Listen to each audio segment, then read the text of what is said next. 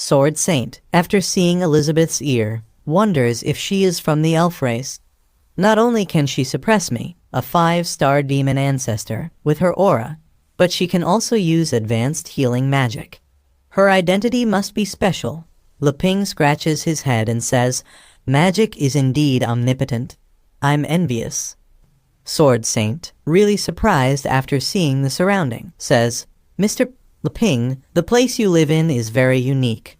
I have traveled to various places on this continent, but I have never seen such a style or such bizarre gadgets."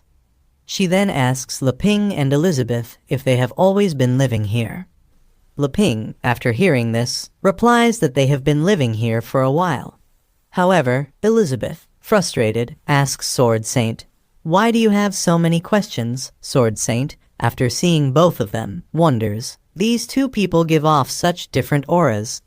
One is very kind and the other is very evil.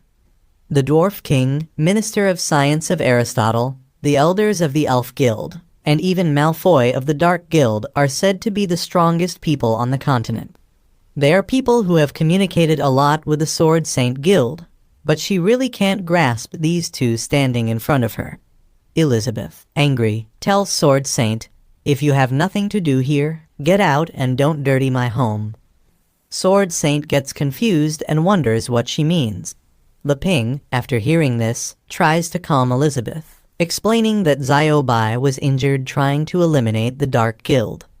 "She's a guest who has come to our door. That's of no concern. I can clean it later." However, Elizabeth doesn't get happy with Leping's decision and says, "Do whatever you want." Sword Saint, after this, stands up and apologizes to both of them, saying, "I am really sorry for disturbing your peaceful time. I have to hunt that individual down quickly. Otherwise, the whole continent will be in danger." However, she wonders, that weapon spirit is even stronger than Malfoy. Could it be related to the Sea of Darkness? However, it doesn't matter because currently, no one else but she can stop them. After that, she tries to unleash her sword energy, but nothing happens. Everyone present in the room gets confused. Leping, after seeing her like this, asks, "What did you say just now?" Sword Saint tries again to unleash her Sword Kai technique, but she fails and becomes breathless. Sword Saint, confused, wonders, "Why is my mind completely blank? I can't remember a single sword form." Elizabeth, after seeing her, explains, "It's pretty simple. It's because your sword skills have been taken away by the impurities in your body. This is the price you have to pay for taking shortcuts to become stronger." Leping, confused, asks Elizabeth what she means by impurities. Sword Saint explains that, in order to break through and deal with the Dark Guild, she signed a contract with the Sea of Darkness. Leping asks, "What is the Sea of Darkness?" Elizabeth explains that it's nothing more than a bunch of dirty bugs who are somehow connected to us. Sword Saint agrees, saying that Elizabeth is right. "I wanted to take a shortcut and couldn't withstand the temptation. This is my fault." Leping, after seeing her, tries to comfort her, saying, "I don't understand this very well, but if you've forgotten it, we can try to learn together. I am also learning swordsmanship, and Ziobai is a sword master. If you are willing to learn, you might be able to become stronger." Elizabeth, after hearing this, gets angry and says, "Hey, who allowed you to work with her? And when did I say I would aid her? Don't make decisions for me." Leping, scared, says, "Forgive me. I thought we all wanted to defeat the Dark Guild." However, he wonders what's going on with Elizabeth. She seems to have become mean out of nowhere. Sword Saint, after hearing this, stands up from her seat and says, "No matter the case, I shouldn't bother you anymore." She thanks Elizabeth and Leping once again for rescuing her and says she'll leave now. Leping asks her to wait, saying, "You must be hungry, right? I made you a bowl of noodles. Eat before leaving, okay?" Sword Saint, after seeing the bowl of noodles, starts crying, saying, "Thank you for your kindness, but I really can't eat right now. I have to come back to my senses." After saying this, she leaves Leping's house. Leping wishes her a safe travel and warns her that there are a lot of dangers around. Meanwhile, Elizabeth gets the bowl of noodles and starts eating, saying, "She's sensible. This bowl of noodles belongs to me, after all. Only I can eat it." Leping explains to Elizabeth that she ended up in this situation because she's fighting the Dark Guild. If that's the case, why don't you help her? However, Elizabeth doesn't care, saying, "If you want to help her, you can. Don't interrupt my meal." Meanwhile, outside of Leping's house, Sword Saint is meditating, trying to remember her Sword Kai technique. However, as she tries to remember, Demon Burial uses her chopping shoot technique against her. Sword Saint attempts to stop the attack with her Seven Sword technique, but she fails and gets injured. Fortunately, she was wearing a lucky pendant, which helps her escape from Demon Burial's range and reappear at Leping's house, where a robot dog saves her life. After recalling everything, she realizes that if it wasn't for the lucky pendant, she would have fallen into quicksand thousands of miles away and would be dead. Disappointed, she wonders, "It was only one blow, and I lost completely. I thought I was at the peak of power on the continent, but it was all delusions. I shouldn't have let the sea of darkness strike me when I was weak. I was too arrogant."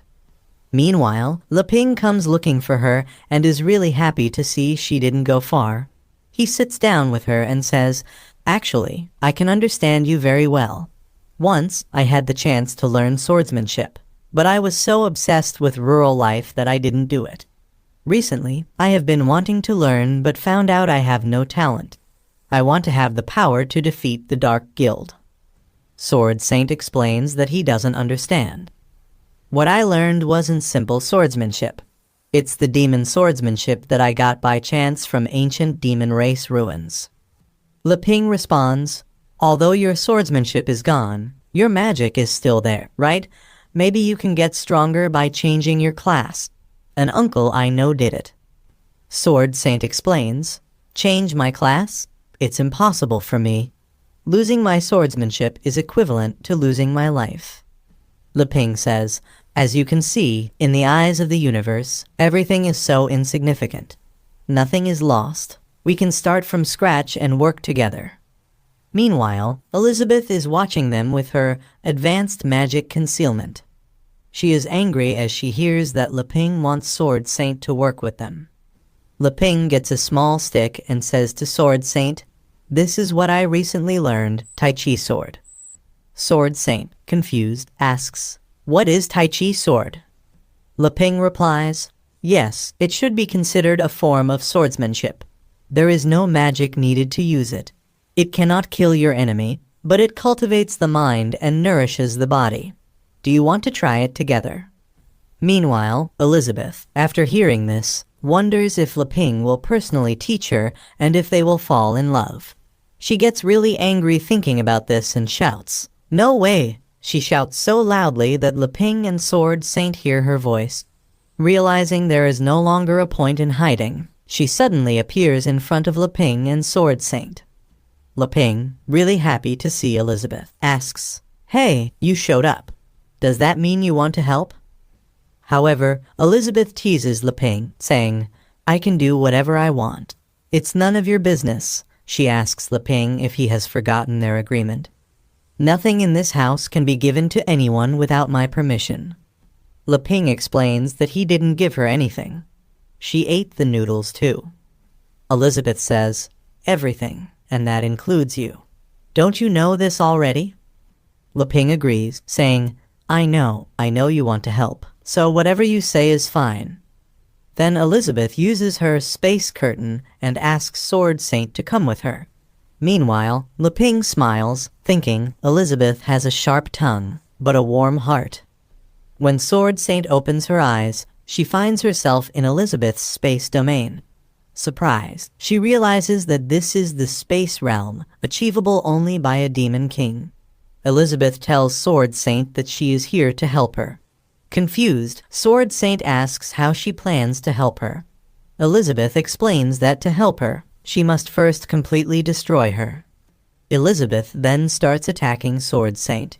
Shocked, Sword Saint asks, "There's no enmity between us. Why do you want to kill me?" She is a demon king. Even if my swordsmanship wasn't taken away, I might not be her match. First she saved me, and now she wants me dead. What is she trying to achieve? Elizabeth uses her demonic hand technique to attack Sword Saint, saying, "Just stand still and you'll suffer less." However, Sword Saint won't just stand by and let herself be killed. As Elizabeth attacks her, she does everything she can to dodge the attacks, using a special eye technique to see through them. But she can't dodge them all. She tells Elizabeth, "I am a peak 5-star demon ancestor after all. It's not that simple to accept my death and let you do it." Elizabeth doesn't care and says, "I have no time to speak nonsense with you," then attacks again. This time, she gives Sword Saint no chance to dodge and captures her with her demonic hands. Frustrated, Sword Saint asks, "What on earth do you want to do to me? Let me go, let me go." Elizabeth, seeing Sword Saint's distress, says, "Indeed, your mind has started to turn disorderly. If you lose your swordsmanship and continue to use that power, you won't be able to suppress it anymore. Now, I am helping you uncover that hidden danger in advance." Sword Saint becomes angrier and tries to free herself from Elizabeth's demonic hands, but suddenly another hand approaches her. Elizabeth's demonic hand goes into Sword Saint's mouth and reaches her stomach. Sword Saint's eyes start turning black, and something begins to struggle inside her stomach. A dark sea creature is inside Sword Saint's stomach. Elizabeth is helping her extract the demonic creature. As Elizabeth extracts the demonic creature, she uses her demonic hand to remove it from Sword Saint's body. Afterward, Sword Saint begins to recover. Elizabeth, surprised, wonders how this demonic creature appeared in her plane. The demonic creature struggles, trying to escape from Elizabeth's grasp. Elizabeth asks the creature about its relation to the Dark Guild. The creature, in its dark, sinister form, tells Elizabeth that if it weren't for her, it would have taken over Sword Saint's body. However, before it can finish speaking, Elizabeth kills it, saying, "Whatever, it's not important." Meanwhile, Sword Saint's body starts changing. The demonic creature tries to take over her body, saying, "I reside in your body, and you can use me as a source of magic power that will aid you to break through to Demon King. But every time you show weakness, I can take something away from you. And if my body is destroyed, I'll use yours." The demonic creature accuses Elizabeth of knowing the content of the contract and calls her the shameless one who broke the promise. Elizabeth, remembering, realizes, well, it looks like something like this has happened before. 500 years ago at the Demon Queen's cultivation ground, Elizabeth was striving to reach the Demon King level to fight against the hero. Suddenly, she heard a voice asking, "Do you want to get stronger? I can help you." Elizabeth asked him who he was and how he had entered her cultivation ground. He explained that he was the Lord of the Sea of Darkness, Azathoth. "How I entered doesn't matter. What matters is that I can help you get stronger," he said. Elizabeth asked Azathoth how he planned to help her get stronger. Azathoth explained that it was very simple. As long as she accepted his power and let him reside in her body, his chaotic force would help her reach the realm of the Demon King. She wouldn't have to fear the legendary hero. As Elizabeth considered accepting his power, a star-like pattern began appearing in her eyes.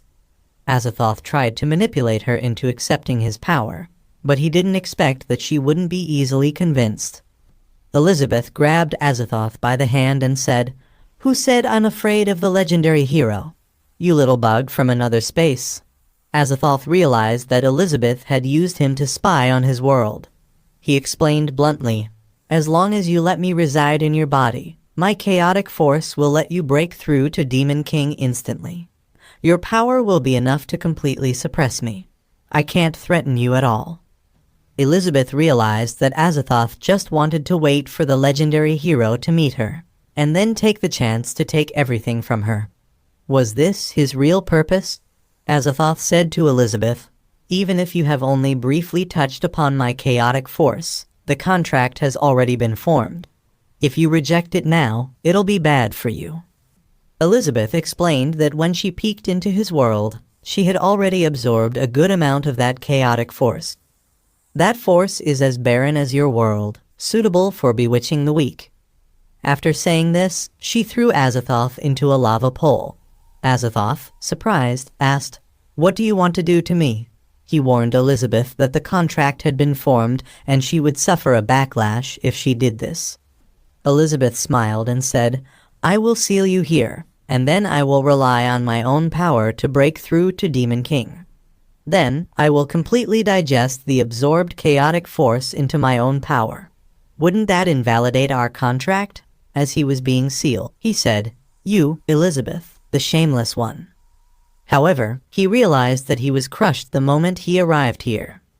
At present, Azathoth, who had taken over Sword Saint's body, said to Elizabeth, "Because of her, his true form cannot come out to this day. He can only rely on clones to move in this world." Elizabeth, standing without any worry, said, "Ah, I almost forgot about you." Azathoth, smiling, said, "Without a host, I couldn't show you my true strength. That's why you tricked me. But now, let me show you the terror of my chaotic force." Suddenly, something started coming out from Sword Saint's body. Many hands emerged from her body, revealing Azathoth's chaotic form. He began forming something with his chaotic hands and started smiling, saying, "The top-grade swordsmanship of that host I took away, combined with my chaotic force, makes my power unimaginable." He then used Chaotic Arrow of Destruction towards Elizabeth, declaring that he would kill her today. But as he attacked Elizabeth, she blocked his assault effortlessly. The frustrated demon, Burial, wondered why his strongest swordsmanship had no effect on her. She didn't even block it. The attack just dissipated instantly. Elizabeth explained that the swordsmanship he used was of her creation. "So of course it wouldn't affect me," she said. However, after seeing Leping's swordsmanship, she realized that the title of the strongest swordsmanship no longer held. Azathoth, furious, thought, "That's impossible. After adding the power of the host to my chaotic force, by the laws of this world, I should have reached the 2-star Demon King level." Elizabeth mocked him, saying he was just a frog in her eyes, and challenged him to use whatever he had. However, Azathoth realized there was no point in fighting with Elizabeth and started to flee, thinking, "Let's not mess with her for now. I'll leave this place, then I will unlock my body's seal and return with a more powerful form." But before he could leave, Elizabeth used her demonic hand to grab his clothes. Azathoth tore his clothes to free himself from Elizabeth, thinking he could now escape. But then Elizabeth used her other hand to grab him again. Azathoth realized that in this space, she was in control. "But what can you do to me? Unless you wish to kill me along with the host, no magic can dispel me." However, Elizabeth suddenly threw something at Azathoth, explaining that killing him was simple. She just didn't want to lose to the one waiting outside. So, she gave him some noodle soup. Azathoth angrily said, "I am the mighty lord of the Sea of Darkness. You stinky woman, how dare you humiliate me?" Suddenly, he noticed that the energy in the noodle soup was penetrating his cells and stripping him of his chaotic force. Azathoth started crying and asked Elizabeth what she had done to him. Afterwards, he floated away from the Sword Saint's body, and Elizabeth sold him. Elizabeth was disappointed, thinking that after all she had been through, she still ended up using something of his to resolve the situation. Everything ended as he planned. "I'm too weak, damn it," she thought. Meanwhile, outside, Leping waited for Elizabeth. Suddenly, a portal opened in front of him, and Elizabeth stepped out from the portal. Leping asked her, "You're back? Is it all right now?" Elizabeth, who was carrying the Sword Saint, replied, "You asked despite knowing." After seeing the Sword Saint in this state, Leping closed his eyes and asked Elizabeth, "Why is she like this?" On the other side, Demon Burial, who had taken over the Holy Sword Alpha, was heading toward Leping's house. The next day, she finally reached Leping's house, but she stopped suddenly after seeing a robot dog. She was surprised to see the robot dog that had defeated her before. As the robot dog headed in her direction, she disappeared and started looking for another way in. Suddenly, the robot dog noticed and wondered. Did something just fly away? But the radar didn't find anything suspicious. It's all that crazy woman's fault. After being beaten by her last time, errors keep popping up. How could she have become stronger again? The robot dog wondered, crying at the thought that the crazy woman had learned Tai Chi from the master and become stronger. Fortunately, the reserve had been put in the cabinet and the housekeeping mode was activated. No, the construction of the data cloud must be accelerated. Otherwise, one day she will destroy the chip. Meanwhile, Demon Burial found another way to enter Leping's house, but she suddenly stopped, thinking, I have clearly gone to the other side. Why did that guy show up here then? As she saw the robot dog in front of her, she realized that she couldn't get to the house from here, so she changed her direction, saying, the target is right ahead. Let's just move aside to avoid that guy. No need to take the risk. But suddenly, she noticed the robot dog in front of her again, surprised and wondering, why is this thing here too? She changed her route again, but whichever direction she went, she found the robot dog in front of her. An hour later, after exploring every side of the house, she grew incredibly frustrated at seeing the robot dog everywhere. She prepared to attack, thinking he had discovered her early on and was toying with her. Transforming into Holy Sword Alpha again, she said, it looks like if I don't confront the watchdog first, I won't be able to face that heartless person again. Come, you can kill me, but not humiliate me. Even if I'm on my last breath, I will be crawling on the ground to bite a chunk of you. On the other hand, the robot dog began scanning her identity in his database. However, as Demon Burial grew really angry and ran toward the robot dog to prepare her attack, the robot dog completed his identification. Master's item No 99999, danger level D, finding Holy Sword Alpha in his whitelist. He pulled out a welcome home poster from behind. Seeing this, Demon Burial stopped her attack but was utterly confused, wondering what it meant. The robot dog then gave her permission to enter the house. As Demon Burial finally reached her destination and saw the familiar scenery, she became emotional and said, I'm finally back. The place where I was born. Reflecting on the past, a long time ago when Leping arrived in this new world as a hero, the system taught him many skills, including carpentry and blacksmithing. He used these skills to create his first weapon, an axe, which he named Dazhuang. He used it to chop wood blocks. Meanwhile, Demon Burial, who is the spirit of the wooden axe, grew as she watched Leping chop wood. She loved her master each time he used her. However, one rainy day, like many others, Leping went to the forest to gather firewood. But after collecting the wood blocks, he forgot to take Demon Burial with him. Demon Burial tried to tell her master that he had forgotten her, but since she wasn't fully developed as a spirit, she couldn't talk. As she tried to stop Leping, it was already too late. She was left behind on that rainy day.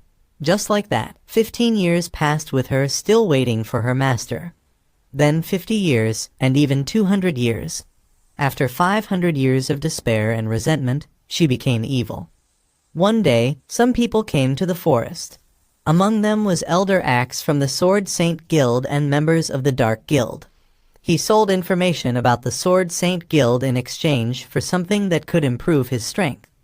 A Dark Guild member gave him a black liquid and asked him to drink it, claiming it was a new potion from the Dark Guild that could enhance strength. Elder Axe asked them, "Can I really become stronger by drinking this? If the person who wrote the spell doesn't convince me, I won't believe you." Nonetheless, he drank the black liquid without wasting any time. After drinking it, his body started changing, and a dark gray appeared on his chest. The power kept surging through his body, but suddenly a black aura emerged from the axe. Before anyone noticed, it killed all the Dark Guild members. Scared, Elder Axe thought. Without detecting any magic power at all, it instantly killed the Great Apostle and 2 others. Could it be that old woman who was the president? As he approached this mysterious power, he realized it wasn't the Sword Saint. It was just an ordinary-looking axe. Suddenly, he heard a voice from the axe, asking him to kneel down. He knelt in front of the axe and asked, "Who are you?" Demon Burial emerged and introduced herself. "My name is Evil Burial." She then asked Elder Axe if he wanted power, offering to give it to him.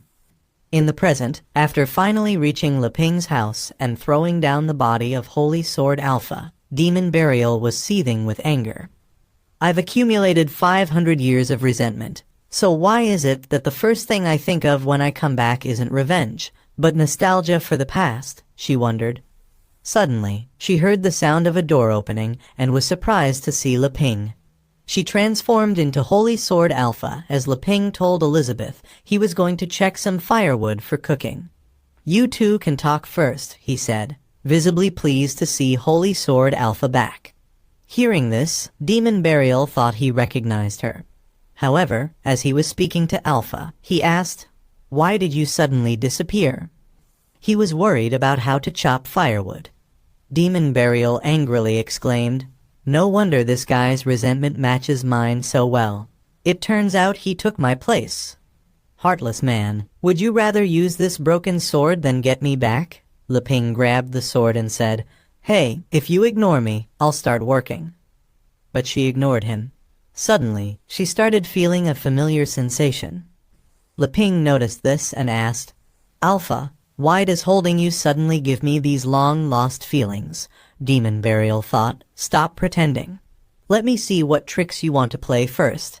As Leping prepared to chop the firewood, Demon Burial began remembering her long-lost feelings.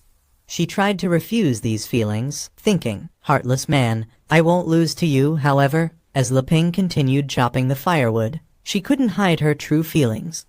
After 500 years, she still couldn't forget the joy of chopping firewood with her master. Suddenly, Leping heard some strange noises and asked Alpha, "Did you make them?" But he said, "Never mind. I feel like I'm a perfect match for you today. Let's do something big." As Leping chopped the wood, her entire body started feeling really good. What she liked most was chopping firewood with her master. With every wood block Leping chopped, she felt more pleasure, saying, "That's it. Please use me to your heart's content." After chopping so many wood blocks, Leping realized that although he had made several axes before, none had the same suitable feel for chopping wood as today. Using Alpha to chop wood reminded him of the times he used Dazhuang. Very enjoyable, he thought. Upon hearing this, Demon Burial realized that Leping had never forgotten her. This revelation made her feel relieved, and her resentment dissipated. Meanwhile, Leping said, "If it wasn't for the fact that the barrier was gone, and there were so many changes outside, I would want to go and get Dazhuang back. This is the last time I'll chop wood with Alpha."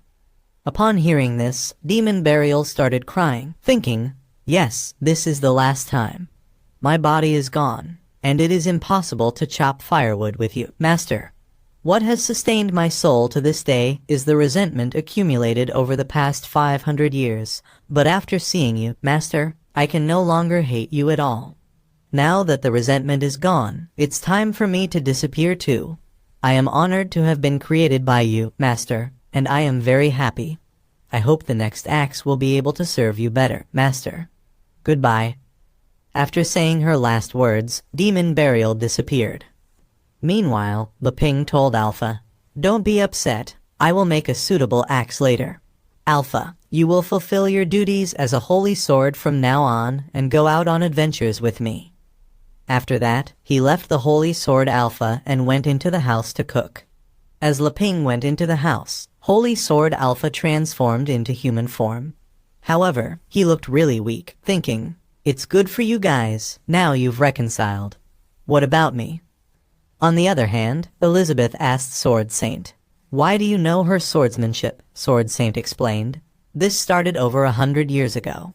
At that time, the Dark Guild began to rise, capturing people of different races everywhere in the hero's continent for experiments. Everyone who had the strength chose to protect themselves, and no one dared to lead the fight against the Dark Guild. Having just founded the Sword Saint Guild, I had no choice but to come to the demon realm alone to collect information. But soon my whereabouts were discovered, and the Dark Guild sent a large number of apostles to deal with me. At that time, I had just been promoted to the demon sect level, and I could only fight and run away from the siege of hundreds of apostles. In a panic, I was hit and fell into the abyss, where the Demon Queen's training ground was. Unexpectedly, under the abyss, there was a demon monument surrounded by magma. Seriously injured, I saw the remnants of the Demon Queen's sword technique left behind when Elizabeth once practiced here. Even though it was just a remnant, I imitated it, and my understanding of swordsmanship suddenly became enlightened, and I immediately began to absorb energy from the surrounding environment. In this way, she trained at the Earth's center training ground for 3 full months until all remnants of the shadow disappeared. It's a pity that her talent is limited, and all she could master were some sword moves. She didn't fully understand Elizabeth's Demon Queen's sword technique, but it was still an earth-shaking change for her. She was promoted to the 3-star Demon King level in 3 months. While she was happy, she was also very troubled. After experiencing the Demon Queen's sword technique, she realized how high the sky is for swordsmanship. But there is only one chance. It is impossible to encounter the shadow of the Demon Queen again. Does that mean that the limit of my life has been determined? She wondered. However, when she was confused, she heard a voice asking if she wanted to become stronger. He could help her. Just then, Leping interrupted and asked Sword Saint what happened next. She explained that in order to continue to improve her strength to fight against the Dark Guild, she chose to accept its power and let it live in her body. However, it said that its body was still sealed and could not provide much power of chaos, so it gave her a tentacle as a weapon material. She was even more surprised to find out that Leping turned out to be the legendary hero and lived a secluded life with the Demon Queen. She wondered if he was going to question her now. After all, she had accepted the power of the Sea of Darkness. Elizabeth told Sword Saint that the body of that thing was sealed by her, and what contacted her was probably what that guy called the clone consciousness. Curious, Leping asked Sword Saint, "Hey, the tentacle you just mentioned, is it like an octopus? I've never tasted seafood from this world." Surprised, Elizabeth asked if it was delicious. Leping replied yes, saying he liked seafood in his previous world. However, he really didn't know what kind of monsters were in the sea. Confused, Sword Saint wondered, "Aren't we going to discuss the threat of the Sea of Darkness? Why did they suddenly change the subject?" However, Leping changed the subject and asked both of them to eat first. As he removed the cap from the pot, a bright light covered the whole room. Surprised, Sword Saint thought, "What's this? What a huge magical energy." This was curry inferno. Leping used top-notch ingredients to cook this, and upon seeing this, Elizabeth became really happy, as this was her favorite dish. She really enjoyed eating the curry, even though it was quite spicy. Disappointed by her reaction to the heat, she thought, "Damn, I am at the 7-star demon god level, and I still can't handle this spicy taste." Seeing Elizabeth struggle, Leping asked if she was okay and explained, "The peppers from this harvest are a bit spicier," then suggested, "It's better to add some of the newly bred ice crystal onions." Elizabeth agreed and asked him to add some ice crystal onion. Leping chopped the onion into tiny pieces so quickly that it left Sword Saint shocked, thinking, he used dust chop on his palm. So skilled. He said he didn't know any sword skills. What's more, the knife he was holding. As Leping added the chopped onion into the curry, the spiciness was reduced. He then asked Elizabeth to taste it again. However, Elizabeth didn't like the suggestion, thinking, "Is he mocking me, thinking I can't afford to eat it?" She told Leping that he didn't have to worry because she wanted to eat spicy food. Leping also offered Sword Saint some food if she wanted. Surprised, Sword Saint asked, "Is it really okay to give it to me?" As he gave her the food, Elizabeth stopped him and said to Sword Saint, "You need to think carefully before eating because you can only choose one of the 3. Sword Saint asked, "What do you mean?" asking her to please make it clear. Leping, also curious, asked, "What 3 choices are you talking about?" Elizabeth used her demonic magic to present 3 items. a bowl of curry, Tai Chi swordsmanship technique, and the kitchen knife. Curious, Leping asked Elizabeth what she intended to do with these items. Elizabeth told Sword Saint, "Seeing that you are here to deal with the Dark Guild, I'll give you one of 3 choices: a whole pot of curry, Leping's knife, or a sword book." Surprised, Leping interjected, "Elizabeth, let me say something. The curry is no problem, and the swordsmanship is no problem either. I've learned them all. But I didn't say I wanted to give away the kitchen knife." Elizabeth shut him up, saying, "This is my test for her. This kind of game testing mortals is not exclusive to you. I want to play it." Leping, confused, wondered what game she was talking about. However, he agreed, saying, "You are the Demon Queen, and you have the final say." Now, Sword Saint was tested by 2 legendary figures, and the answer was hidden in their conversation just now. She thought, "This pot of curry exudes a huge amount of magical energy, and just by thinking about it, I know that as long as I eat it, I'll immediately be able to advance to the Demon King level or even up to 2 stars." But the fact that the Demon Queen deliberately tasted it in front of her implied that even she couldn't resist it. Even if it had been purified by a legendary hero, it might not be something a mere mortal like her could withstand. As for this kitchen knife, all the S-class weapons she owned were immediately eclipsed in front of it. And the so-called Sword Master seems to be a joke. The legendary hero had just given her a personal demonstration and also hinted that he didn't want to give her the knife because he knew she couldn't handle it at all, warning her not to overestimate her capabilities. Neither the curry nor the kitchen knife could be selected. That left only the unfathomable sword manual. She told Elizabeth she would choose the sword book. But suddenly, someone broke down Leping's house door. Everyone was surprised. However, Leping noticed it was Holy Sword Alpha and asked, "What are you doing?" Holy Sword Alpha was really angry, exclaiming, "I'm so resentful, I'm going to kill all of you now." However, Sword Saint sensed some familiar energy from Holy Sword Alpha and thought, "This feeling is unmistakable. This is the evil burial. He must have known that I wasn't dead yet, so he chased me here. I can no longer trouble the hero and the Demon Queen." She asked Leping to lend her his kitchen knife, intending to solve her own troubles by herself. As she held Leping's kitchen knife, she felt a really powerful magic power emanating from it, thinking, "What a powerful sense of oppression. It's a realm. The kitchen knife actually contains a realm inside it." However, Leping's kitchen knife was too powerful for her. Her magic power was instantly sucked dry. As all her magic power was drained, she fainted. But before she fainted, the kitchen knife slipped from her hand and started moving toward Holy Sword Alpha. Holy Sword Alpha became really scared as he saw the kitchen knife heading toward him. With just a little force, Leping's kitchen knife cut Holy Sword Alpha into 2 pieces. After cutting Holy Sword Alpha into 2, the kitchen knife returned to Leping. Upon seeing this horrible scene, Leping was really shocked, wondering what had just happened.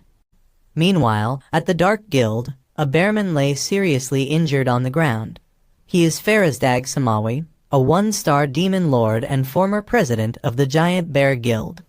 Another member of the Dark Guild, Test Subject No. 24, also a 1-star demon lord, used his Thunderbolt technique to wake him up.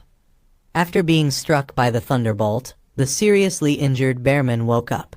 He was really angry and shouted, "Come on, Golden Dragon King, I can continue fighting with you." But suddenly, another guild member used the soft air kiss technique to calm him down, telling him that the battle was already over. She is also one of the Dark Guild's elders, named Ruth Bader, a 2-star demon sect, level 24. She remarked, "There is nothing I can do. Facing the Golden Dragon King, who is at the Demon King level, I am just a mere 2-star demon sect level. I have no right to interfere in their battle. Besides, with the president here, the winner is already determined, isn't it?" Meanwhile, Emilia, after fighting a really tough battle with Malfoy, got seriously injured. To save her life, she used her unique skill and transformed into an egg stage. Malfoy, laughing, said, "I didn't expect Lady Amelia to have such a life-saving skill. Now, no attack or magic can harm you. But I never meant to hurt you, Lady Amelia." He used the dark liquid attached to his body to grab Lady Amelia and place her into the pot behind him. As he placed Lady Amelia's egg beside Elizabeth's clone, a really bright light appeared from that cloning pot. And the next moment, Malfoy's body started sinking into him. After fully merging with the cloning pot, he broke through to the Demon King level. Upon stepping into the Demon King level, his body felt different, and he was in better condition than before, thinking, if there are more, Master can be resurrected in a short time. Meanwhile, Azathoth, after seeing the Dark Guild, wondered, how did the Dark Guild end up in this mess? As he headed toward Malfoy and transformed into his human form, he asked Malfoy, "Da Gao's connection with me has disappeared. Where is he?" Malfoy told him that Da Gao had sacrificed his life to protect the guild. However, Azathoth noticed that Malfoy had become younger and asked him if he had made a new breakthrough in his research. Malfoy told him that he had just happened to collect the right materials and asked Azathoth, "What did you come to see me for?" He explained to Malfoy, "This body's identity has been revealed and can no longer be used.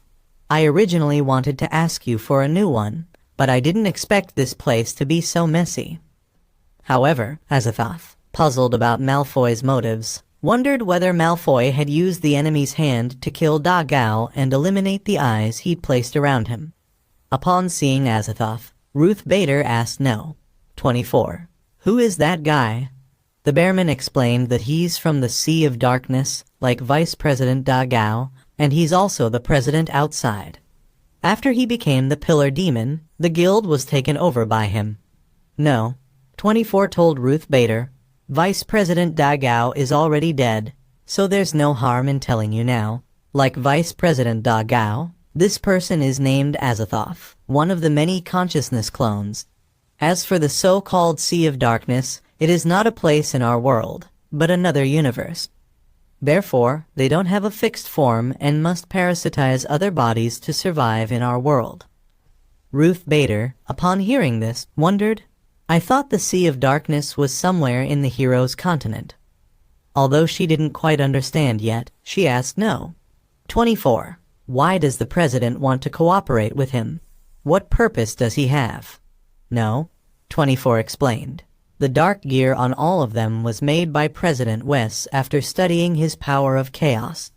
As for what purpose he has, even I don't know. Azathoth told Malfoy, there were many uncertain factors outside, including the sudden emergence of the Card Guild. The plans to take over the Dwarf Kingdom and Aristotle Kingdom were temporarily put on hold now. Upon hearing this, Malfoy realized that there was nothing they could do about it. The apostles he trained here had also been wiped out. So, he asked Azathoth, let's just hibernate this plan for a while.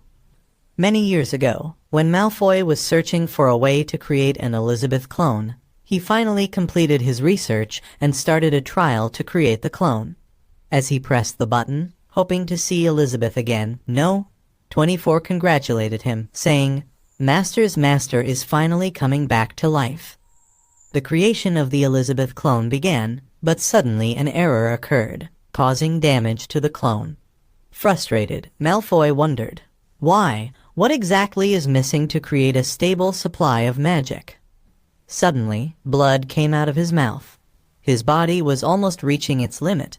If he couldn't break through to the peak of the Demon Lord level, he would soon die of old age.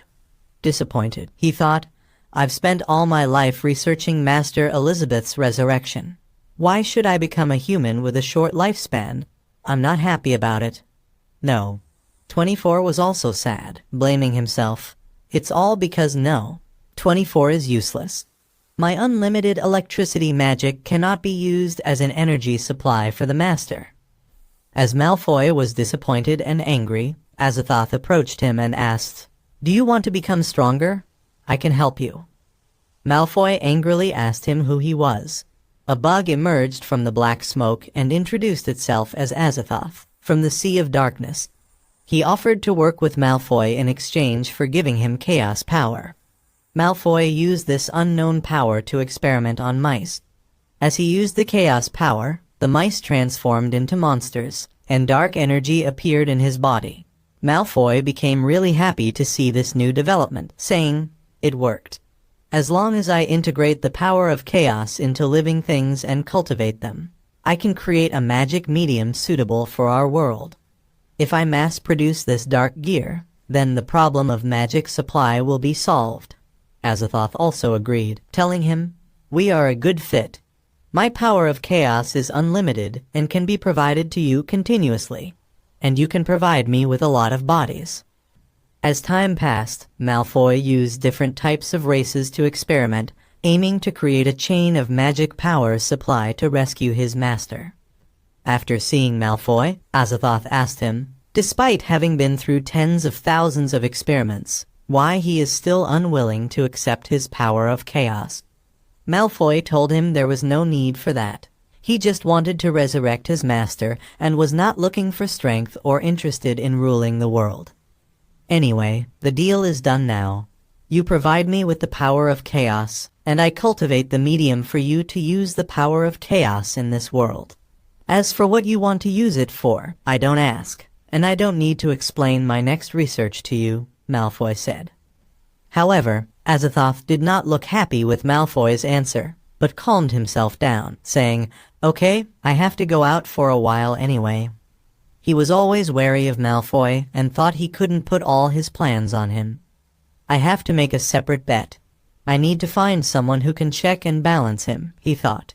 So, he summoned his other consciousness clone, Dagao Cthulhu, and told Malfoy, "From now on, he will manage the Dark Guild with you instead of me." Malfoy agreed nonchalantly.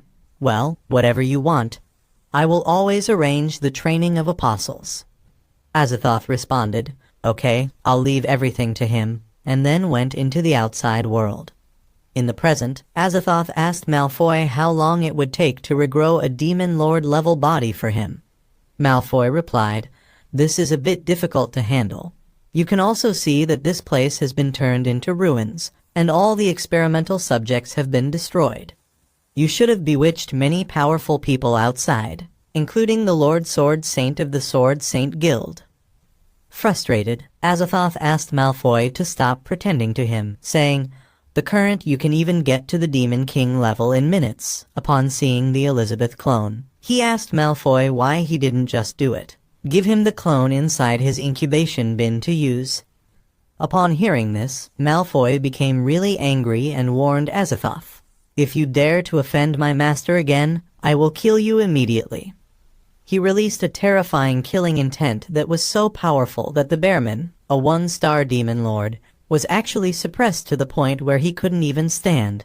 Because of this terrifying killing intent, Ruth Bader fell down into her kennels, thinking, "Is this the true strength of the president?" Azathoth told Malfoy that it was just a joke. "Why are you so serious? At most, I'll just find another body to reparasitize myself." Upon seeing this, he realized that Wes Malfoy was a time bomb, likely to spiral out of control sooner or later. Thus, he decided not to share Elizabeth's information with him for the time being, keeping it as a bargaining chip for future negotiations. As for the resurrection of the main body, it must be accelerated. "Anyway, our cooperation continues. I'll come back to you if there's any news," he told Malfoy. As soon as Azathoth left, Malfoy hugged the cloning pot and began speaking affectionately, "Master, soon you will be able to return in a more perfect state." On the other hand, in Bosstown, Leping decided to explore outside on his own. This time Elizabeth had opened the portal and let him come by himself. He thought this was an opportunity to explore carefully. However, he was really surprised to see Bosstown. "It's only been a month or so since I've been here. Why is the whole town being rebuilt?" he wondered. As he reached the church where little girl Annie was, he thought it was time to review Annie's psychological counseling. He wondered how she was doing now. As Leping entered the church and opened the door, he saw a pig demon doing something suspicious on the floor. His expression suggested he was up to no good. Shocked, Leping asked, "What are you doing?" He angrily smashed the door and demanded the pig demon stop. When the pig demon saw Leping, he recognized him immediately. With an angry expression, Leping confronted the pig demon. "Yes, it's me again. What's wrong with Annie?" The pig demon reassured Leping. "You don't have to worry. With us here, she is resting comfortably." He stood and started walking toward Leping, grabbed Leping's shoulder, and asked, "Did you just say that I was messing around?" Leping, scared, thought, "I almost forgot. I'm the only one here and Elizabeth isn't here." The pig demon then asked Leping if that meant he was very good at it and suggested they join together because he was tired. Leping, scared but resolute in his decision to become a hero, called out to Annie, "You don't have to be afraid. I am here to save you now." Meanwhile, little girl Annie appeared, visibly surprised to see Leping, and asked him, "Why are you here?" Upon seeing Annie, the pig demon called her Big Sister. He pushed Leping aside and ran toward Annie, asking her, "Why don't you rest in your room for a while?" He grabbed Annie's hand and said, "Big Sister, please check my work, especially those stubborn stains on the floor that you mentioned before. I personally cleaned them." Upon hearing this, Annie became really happy, saying, "As expected, the whole church has a brand new look." She thanked everyone for their hard work. After hearing this, Leping sighed with relief, saying, "Oh, are you cleaning? I thought you were doing something else." Annie asked Leping what he was thinking. However, Leping, upon seeing Annie, realized that she seemed to have grown taller. Annie replied, "Yes, as Sister Elizabeth said, since I took back all my magic power, my magic level increased, and I also grew taller." Embarrassed, Leping said, "I thought that the people from the Beast Gang were looking for trouble. They were collecting protection fees from you before. Why did they suddenly become your little brother?" And he explained, "It all happened last week. Something happened to the Beast Gang, which also caused serious damage to Boss Town."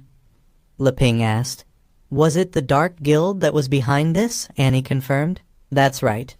10 days ago, the boss of the Beast Gang got the Dark Gear power and lost his mind. As he became an apostle of the Dark Guild, he destroyed Boss Town. People are running to save their lives, and Demon Pig is the little brother of the gang boss." Demon Pig, surprised to see his brother's condition, pleaded with him to wake up, telling him, "I'm your lovely little brother." Meanwhile, Azathoth watched everything from the sidelines, noting, "Sure enough, it was easier for the orcs to gain strength at the level of demon pillars than the humans and elves. It's just that it's difficult to remain rational, and they can only be reduced to a general killing machine, and are not suitable as a parasitic body." The mutated pig attacked the pig demon, intent on killing him. However, little girl Annie used her unique puppet magic and saved his life. The mutated pig became even more furious and started destroying everything. Annie told everyone to calm down, assuring them she would protect Boss Town. She summoned her puppet team and commanded them to attack the mutated pig. After a tough fight, they managed to subdue the mutated pig. They then removed the dark gear one by one from the mutated pig's body, and as the last piece was removed, the mutated pig instantly died.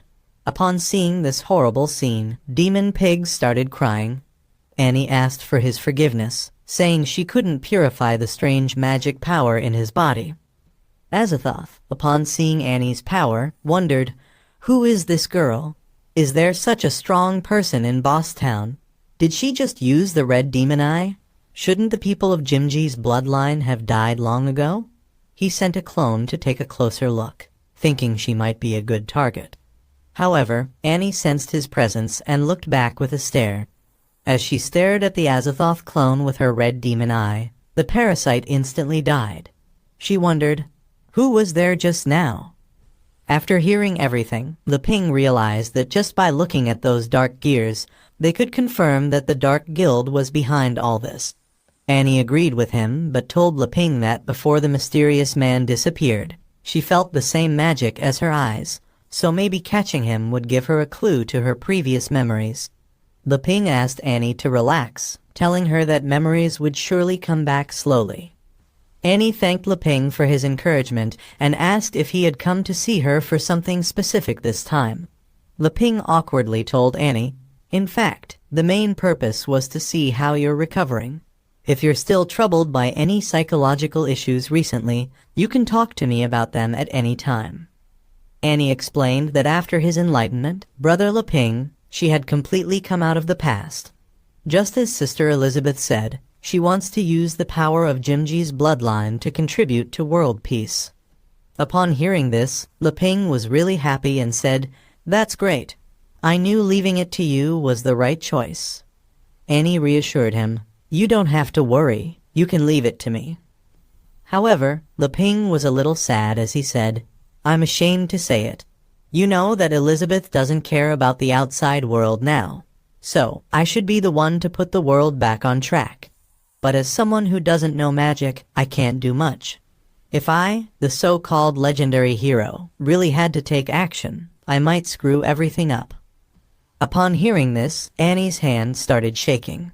She asked Leping, "What do you mean?" imagining Leping wanted to tell her that the world was too weak in front of him and that mortals couldn't even deal with the Dark Guild. She thought, "If you want me to take action, then I will have to completely reconstruct this world." Annie became really scared, thinking, Brother Leping means that if it doesn't work well, everyone will die. Meanwhile, Leping told Annie, "Elizabeth praised you for your talent. You have such ability and also a kind heart.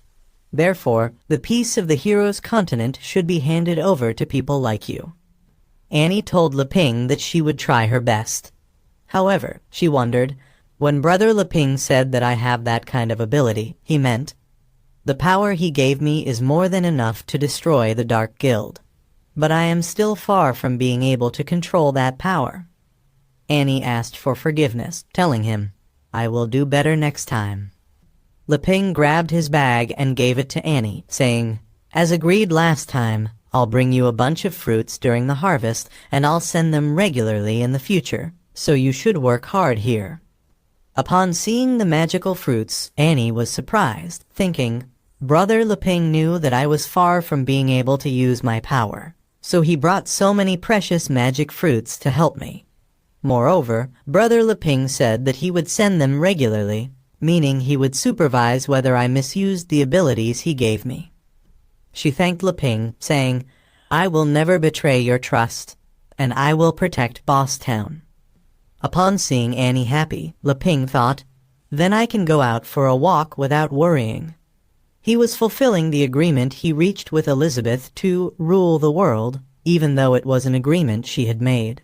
When Annie heard "rule the world," she asked Leping, "Does this mean that the legendary hero still has to take action himself?" Leping told her, "It's not what you think. In fact, the ultimate goal is to pursue peace. To achieve this goal, in Elizabeth's view, ruling the world is sufficient. But unlike Elizabeth, I want to do it in my own way." With a serious face, Annie asked, "What kind of way is that?" Leping smiled and said, "That's why I'm here today. I came here specifically to ask for advice from you, Annie."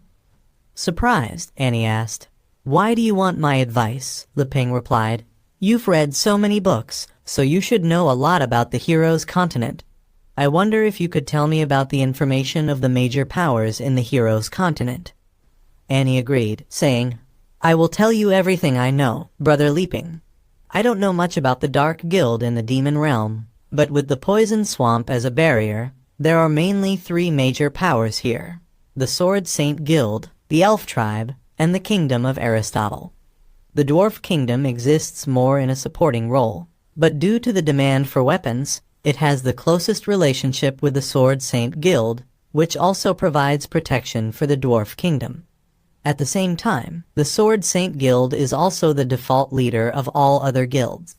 Anyone who wants to establish a guild must obtain the approval of the Sword Saint Guild. Before the Dark Guild appeared, there were actually constant disputes between the races. After the Dark Guild appeared, the various forces were busy taking precautions, which temporarily put everyone on the same side. Among the big powers, Jijai Sagas, the president of the Sword Saint Guild, was the most powerful, so she set up the Sword Saint Guild near the Poison Swamp area to intimidate the Dark Guild. The Kingdom of Aristotle is a super kingdom known for its fusion of technology and magic, but it began to close its doors 10 years ago.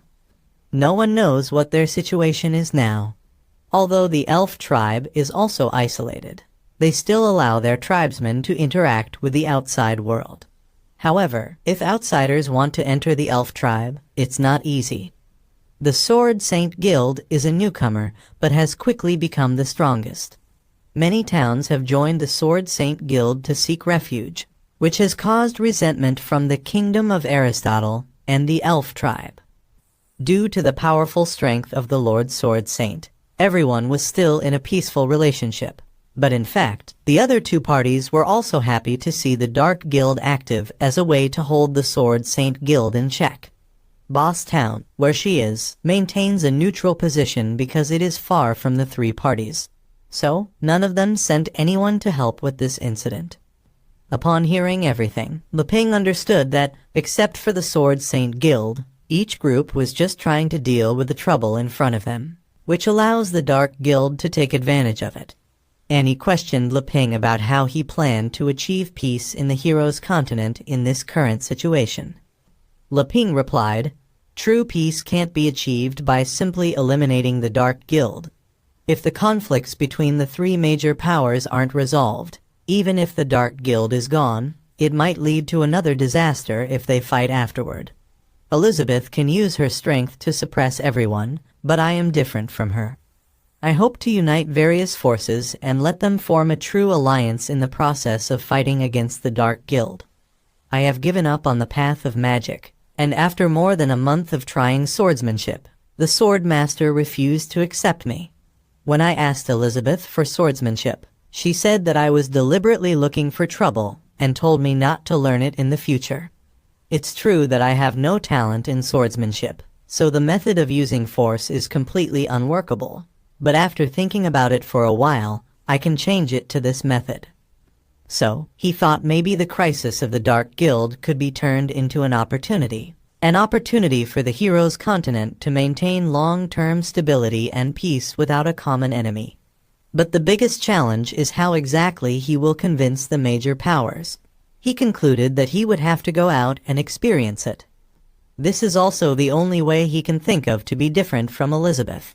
Annie also agrees with Leping, thinking in a completely different way from Sister Elizabeth. Maybe everything is just a bet between the hero and the Demon Queen to see whose method is best.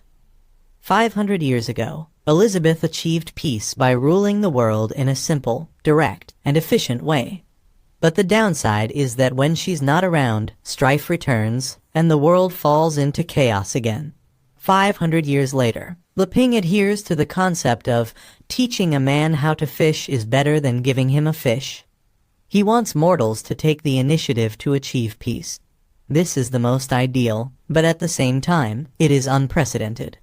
Therefore, he decided to visit the hero's continent and see who was worthy of his help, just like the last time he visited the Golden Dragon's treasure dungeon. As for Annie, Leping's purpose in training her is to become a pawn in his grand plan and become a new force in Boss Town. However, the expansion of strength may make people forget their original intentions. And if she no longer conforms to Leping's core values in the future, she might also be eliminated. She thought, "Annie, what are you thinking about? You're still thinking about your own life and death. I should feel honored to be Brother Leping's pawn and contribute to the world in such a grand plan." Convincing the major powers to truly unite and eliminate the strife that has existed for hundreds of years is probably more difficult than annihilating the Dark Guild. If someone else said that, it might only be taken as a joke, but if it was Brother Leping who said it, it would be a completely different story. It's definitely possible for him. Brother Leping can definitely do it. Therefore, I must quickly improve myself and strive to use the angel Raphael gifted to me by Brother Leping as soon as possible. Leping excitedly asked Annie, "What are you thinking about that makes you so obsessed?" and asked her to tell him more about the hero's continent. He also questioned, what kind of existence is the kingdom of Aristotle, known for its technology and magic? Annie replied, I've never been there, and I don't know it well, but what the books say is that they can drive a steel giant as big as a castle with a very small amount of magic. Upon hearing this, Leping got excited, saying, I really want to see it. The Sword Saint Guild has some intersection, so should I make the kingdom of Aristotle my first stop next? However, Annie recommended, it's more suitable for you to go to the elf tribe first.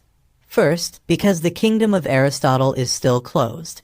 Second, news recently spread that a new guild recognized by the Sword Saint Guild and gaining fame had also gone to the elf tribe. Meanwhile, Mr. Boss and Alif have arrived in the elf tribe. Burrs told Alif that to enter the elf tribe, she must first pass through the trial field known as Plant Purgatory. He asked Alif if she was confident, to which she replied without hesitation, yes. She then used her card/slash technique and cleared all the plants in Plant Purgatory without any problems. Upon seeing this, Burrs warned Alif, this is only the outermost area. The further inside you go, the more dangerous the plants become.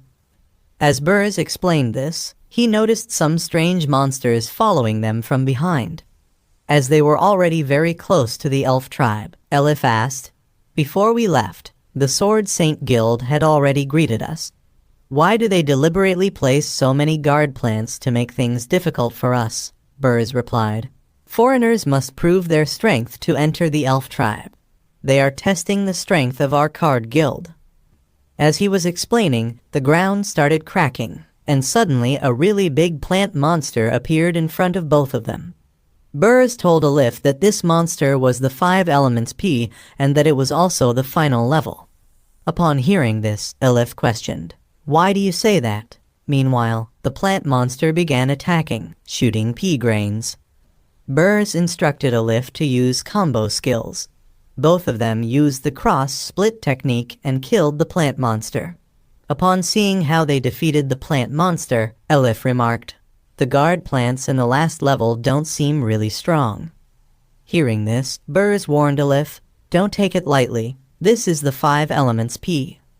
His worries became true as the plant monster regenerated itself and became more powerful, growing more mouths to attack.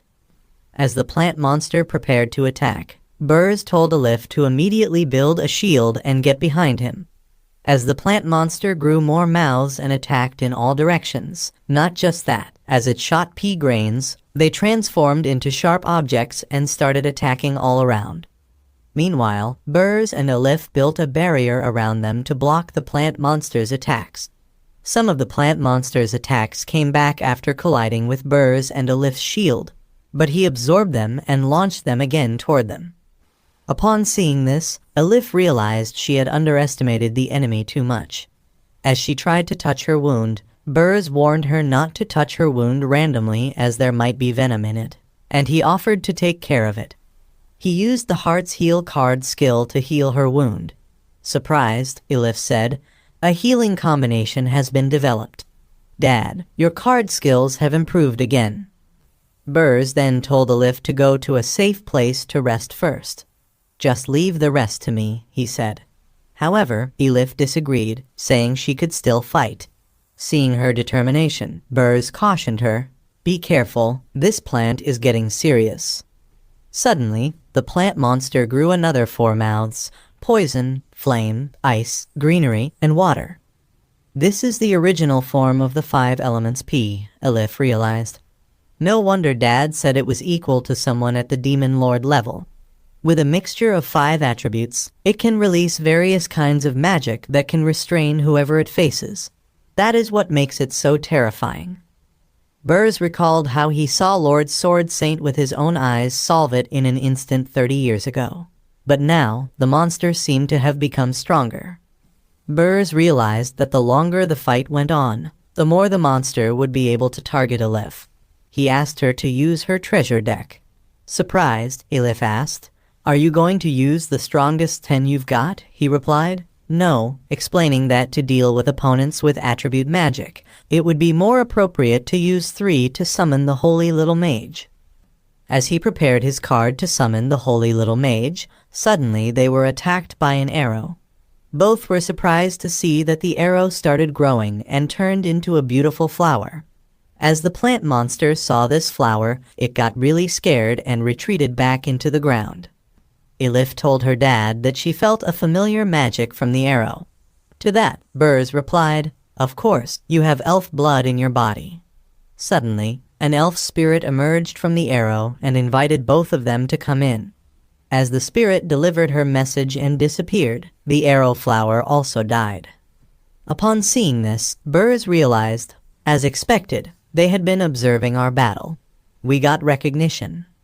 However, Elif wanted to ask her dad, if Mom was here, why didn't she come out to pick us up? Burrs explained, the elves have strict hierarchies and complicated relationships. In order to protect us, your mom chose to return to the Holy Land, and it has been 16 years. But he assured Elif, your mom's love for you will never change. As for the truth, we have to find out for ourselves as we enter the elf tribe. The people of the elf tribe were not really happy to see them. Mockingly, one remarked, it's a human race, and there's also a hybrid. Another added, I heard they are here on behalf of the Sword Saint Guild. They will definitely want to ask us again. Sure enough, they are indeed an inferior race, and I feel like they have a bad smell on them. Yet another said, yeah, it's really annoying. Upon hearing this, Elif asked Burrs, why are they hostile to us? Burrs explained, because most of the people here have never left the elf tribe in their lives. They are more wary of people from the outside world.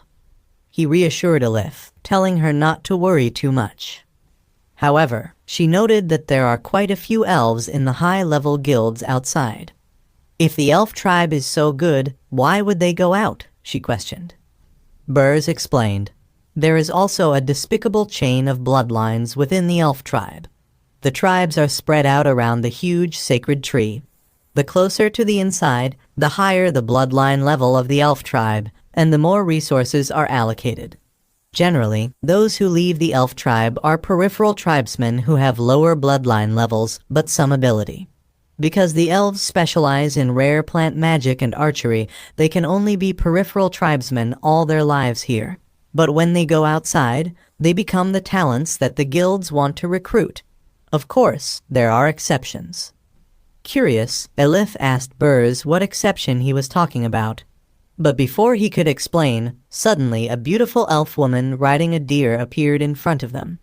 She introduced herself as Blanchett, the general of the tribe. She asked Burrs and Elif to come with her. She would take them to the Holy Land. Upon seeing her, Elif was amazed, exclaiming, so cool and mighty. Burrs warned Elif, the further you get inside, the more careful you have to be with your words. After that, he used a card to follow her, saying, maybe your mom is waiting for us in the Holy Land. As they followed Blanchett, the general of the tribe, Elif noticed that the trees were making way for them. Upon hearing this, Burrs explained, this is the guard barrier. If there are no high-level elves to lead the way, it will trap intruders in the forest labyrinth. As they came out of the forest labyrinth, they were greeted by the world tree surrounded by a beautiful light of nature. Both Elif and Burrs were amazed by this beautiful scenery. Burrs told Elif, this is where it all started. 30 years ago, when Burrs was 19 years old and a member of the Sword Saint Guild, he came to the elf tribe with the Sword Saint Guild master. He was eating chips peacefully, but suddenly he noticed an elf girl shouting, everyone, get out of the way, I can't control it. As her deer got out of control. So, Burrs threw his sword in front of the deer to stop it. As the deer slowed down, Burrs jumped into the air, climbed upon the deer, and calmed it down. The elf girl thanked Burrs for his help. However, Burrs was surprised to see a holy beast mount that only high-level elves have. So, he asked the elf girl, if you must repay me, just lend it to me for a ride. After that, he took control of the holy beast and started driving. The elf girl was surprised to see, saying, I haven't even learned to drive on flat ground yet, and you can drive it in the air. Burrs was really happy to see this, exclaiming, Wow, not bad for the inner circle of the elf tribe. It's spectacular. However, the elf girl was really scared. She covered her face with her hands and asked Burrs to hurry up and get back on the ground. Surprised, Burrs asked her, "You're a high-level elf, aren't you? Why are you so timid?" She apologized to Burrs, explaining, "My father and sisters said the same thing about me. But I'm just scared, so I've never been able to learn." Suddenly, Burrs told the elf girl to look, telling her, "Your father is here to find you." Upon hearing this, the elf girl was really shocked and told Burrs, "This is bad." He had to hide. Outsiders are not allowed to ride the holy beast. If her father sees it, he will be punished even if he is a member of the Sword Saint Guild. Upon seeing her so scared, Burrs started laughing, saying he lied to her. Hearing this, the elf girl was shocked and asked Burrs how he could lie to people. However, Burrs asked her to open her eyes, wondering if she didn't want to look at this beautiful view. Upon seeing the beautiful view, she was amazed and told Burrs that no one had ever brought her up here before. After hearing this, Burrs told the elf girl, "Then let's play more exciting games." The elf girl asked Burrs what kind of game he was talking about, but he didn't say anything and sped up the holy beast, roaming all around the world tree. Burrs stopped the holy beast and stood over it. He grabbed the elf girl and made a titanic pose. Both of them looked really happy. Because of this, both of them developed feelings for each other. After they started kissing each other, and as they were taking a break, Burrs told Nikita, the elf girl, "Those high-level officials are having closed-door talks, and they won't show up for 3 to 5 days, so don't worry about it." Upon hearing this, Nikita told Burrs, "I really envy you. The smell exuding from you is pure happiness, without a trace of anxiety. I want to live as freely as you, and I also want to go outside and see the world." Burrs asked Nikita, "What's so hard about that? I'll show you." He had only just joined the Sword Saint Guild, but he was already a great newcomer known as Iron Guts Burrs, and he had been on many adventures. Upon hearing this, Nikita became really happy and asked Burrs if he could really take her out. Burrs replied, "Of course," but he was a little nervous because Nikita was a high-level elf. He told her, "Your life in the tribe should be much better than mine, right? Why do you always want to escape from here?" he questioned. Nikita explained that the so-called good things here were actually shackles. The election for the patriarch was about to be held, and several uncles wanted to join forces to take her father's place. Her father wanted to solidify his support, so he gave her to one of the uncles. Upon hearing this, Burrs tried to comfort her, saying, "Although I don't know the relationship between elves, I know that it's very painful for someone to be trapped and lose their freedom. I'll get the guild's teleportation scroll tomorrow and take you with me. But that means we've offended both the elf tribe and the Sword Saint Guild, and we can only live an ordinary life in seclusion for the rest of our lives. Are you willing to do that?" Nikita happily agreed with Burrs, saying, "Ordinary life? I'm willing. This is the life I want to live." After that, both of them kissed each other. At present, Elif and Mr. Burrs are following Blanchett, the general of the tribe, when she suddenly disappears into thin air. Surprised, Elif asks Burrs how she disappeared. Burrs suggests that it might be a hidden barrier and advises her to continue following Blanchett. However, he is also surprised because he didn't know about the barrier before. As both of them enter, they are shocked to see a completely different environment on the other side of the barrier. Blanchett, the general of the tribe, stops the holy beast in front of the elf tribe elders and thanks the holy beast for its hard work, asking it to go and wait for her. She then kneels in front of the elders and tells them, "Mission has been completed." Upon seeing them, Elif asks Burrs, "Who are those people?" Burrs tells her that they are the leaders of the elf tribe. He also warns her to be careful about what she says in front of them. Suddenly, Elif starts feeling nauseous, sensing that someone is not really happy to see her. One of the elders asks Blanchett to step aside. She introduces the elders. Verton, one of the leaders of the elf tribe. Elrond, also one of the leaders. and lastly Avari, who is really happy to see Burs after such a long time. Burs is also happy to see Elder Avari again. He greets all the leaders of the elf tribe. However, Elrond does not look happy after seeing Burs. Avari, noticing the awkward environment, changes the subject and asks Burs, "Last time I saw you, you were still a young man. Has the Sword Saint Guild sent you to recruit us?" Burs clarifies, "To be precise, my card guild and the Sword Saint Guild have reached an agreement to build the Heroes Alliance to defeat the Dark Guild." This time, he specifically invited the elf tribe to join them. Upon hearing this, Avari smiled and said, "Burs, although the guild you established suddenly became famous, we are also very aware of the Sword Saint Guild's decline." Verton told Burs that Lord Sword Saint had been out of sight for at least 3 months. "Without such important combat power, is there any point in forming this alliance?" he asked. Burs explained to them, "That's why I came to the elf tribe. One more request was to ask a few people to activate plant magic and let the trees and insects help find traces of Lord Sword Saint. Lord Sword Saint was only 1 step away from breaking through to the Demon King level. There was no way she would fall. You and Lord Sword Saint are old friends, so you should know her strength very well." However, Avari explained that to activate all the plants outside the elf tribe and such a huge magic, they would have to pay a high price. She asked Burs, "What can you provide us as compensation?" Upon hearing this, Alif told them, "This is not the time to care about personal gains and losses. If we don't find Lord Sword Saint as soon as possible, the power of the Dark Guild will come to our area sooner or later." However, Verton did not like this response, saying, "Wild girl, that must be based on reciprocity. Do you want to be on the same side as us? You have to have that qualification first." So, she used her magic and grew another plant monster. She told Burs, "The 5 elements P is just the threshold for the power of the Demon Lord level. If you can withstand this attack, then we can talk about an alliance." As the plant monster prepared his attack, Ilif asked Burs what to do. Burs reassured her, "Don't worry, Dad will handle this." Meanwhile, the plant monster prepared his attack, light cannon, and shot towards Ilif and Burs. The attack was so powerful that it created a huge explosion. Burs used his card skill to summon a holy guardian for himself and Ilif.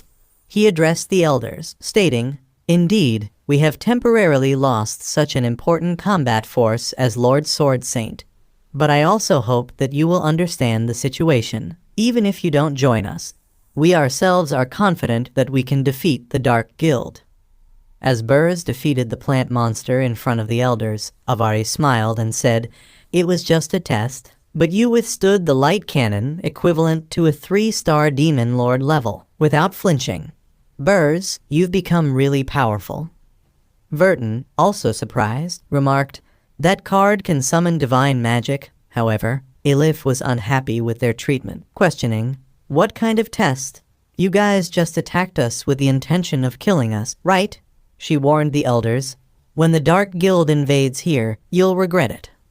Upon hearing this, Burs asked Ilif not to be rude.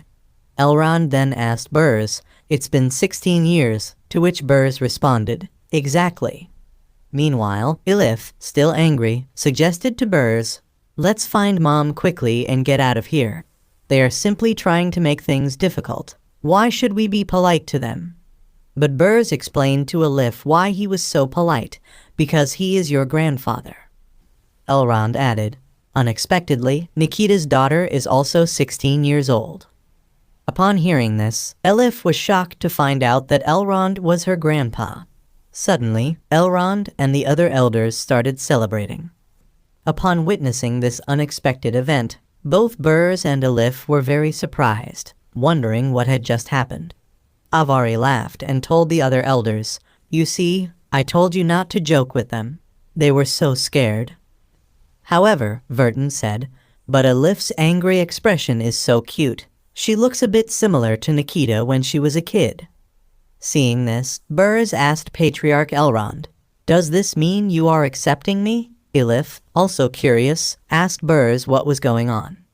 Elder Elrond approached Burrs, grabbed his hand, and said, "You still call me patriarch? Just like Nikita, you should call me father, my good son-in-law." Surprised, Burrs asked Elder Elrond, "Didn't you say you would never admit it?" But he replied, "Forget about that," and asked, "Where is Nikita?" Elder Elrond, with a big smile on his face, asked Burrs and Elif to come with him. Burrs and Elif still didn't understand what was going on. Elif asked Burrs, "What's going on here?" Burrs responded, "I can't figure it out either. Maybe your mom has improved her relationship with your grandpa over the years." But upon seeing Elder Elrond's face, he thought there was something fishy going on, and Blanchett, the general of the tribe, was also involved in this. As they approached the sacred tree, Elder Elrond told them, "The huge sacred tree you see outside is just a magic projection. The tree in front of us is the real sacred tree of our elves.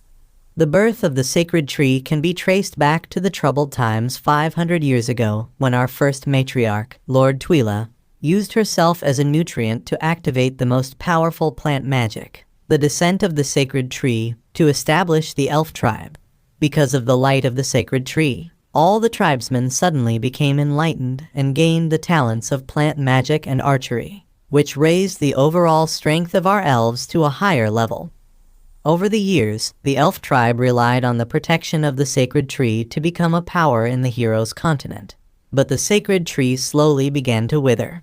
And when the world became a little calmer, some tribesmen began to run away again and have relationships with foreign tribes. This undoubtedly goes against Lord Twila's original intention. That's why we strictly forbid the marriage of tribesmen of high bloodlines with foreign tribes, to ensure that the proud gifts of our elf tribe remain.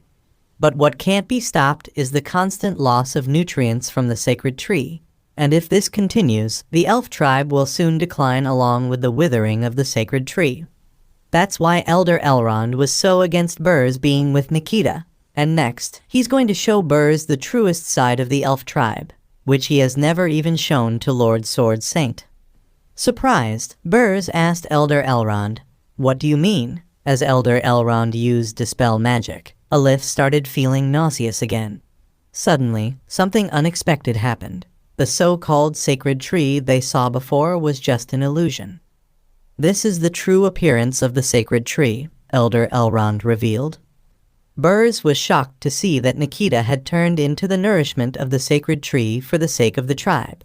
Upon seeing Nikita, Burrs became very sad and started crying.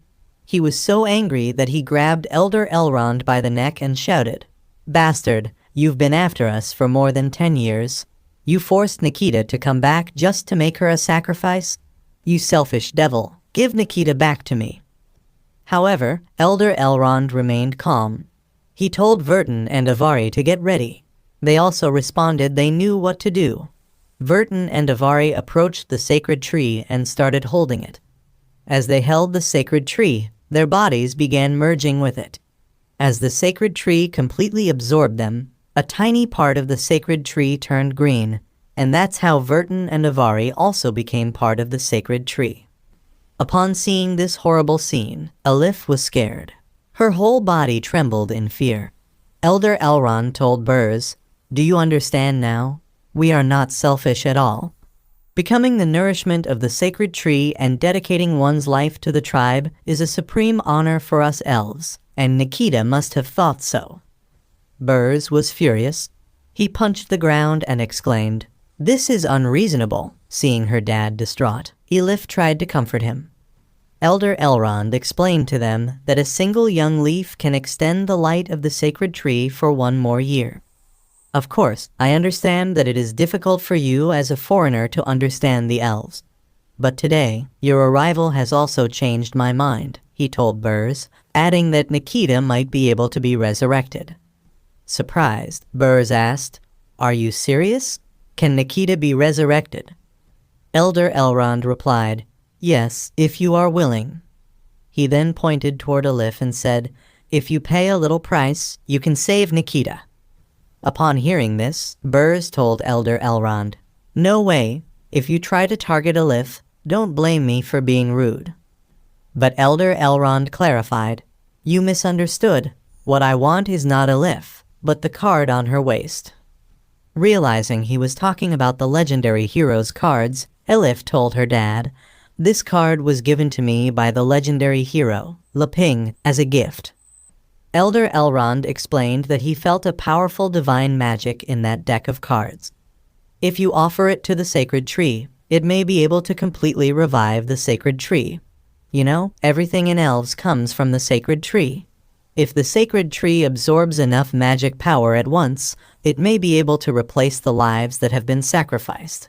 And I promise that I'll prioritize resurrecting Nikita. Upon hearing this, Burs asked Elder Elrond if he was telling the truth. Just let the sacred tree absorb the magic power of the cards. However, Elif tried to explain to Burs, "That's not true, Dad. How is it possible that someone who has died can just be resurrected? What's more, cards are for us to use to save the world." But suddenly, more unexpected events unfolded, and a remote-like object appeared. Someone was controlling Elder Elrond's emotions with it. As the dial was twisted to sad, Elder Elrond became sad and told Burs in a mournful tone, "I understand your concern, Burs, and to be honest, I'm not completely sure. But if it succeeds, not only can Nikita be resurrected, but even the elves can regain their glory. I'll have no more worries, and I'll be able to fully devote myself to the alliance against the Dark Guild." Upon hearing this, Burs said, "That's right. This is actually about defeating the Dark Guild and saving the hero's continent." However, Elif disagreed and warned Burs, "Just in case something goes wrong with the cards, then the two of us will be blamed." But he didn't listen and took the card from Elif, saying, "Don't worry, in any case, Dad will take full responsibility for all the consequences."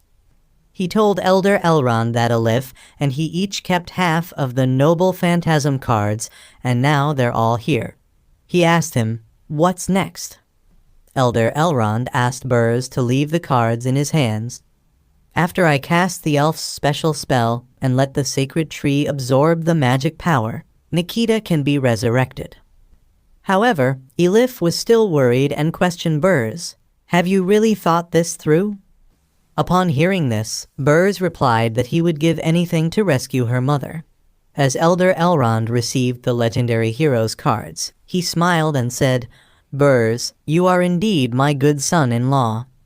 As he said that, suddenly, plant vines appeared from the ground and captured Elif and Burs. Surprised, Burs questioned Elder Elrond, "What do you mean?" As we saw before, someone was controlling Elder Elrond. He changed his emotions to crazy. As he did that, Elder Elrond started laughing like a madman and told Burs, "I didn't expect it would be that easy to deceive you. You ask, what do I mean? Actually, you already know it very well in your heart, don't you?"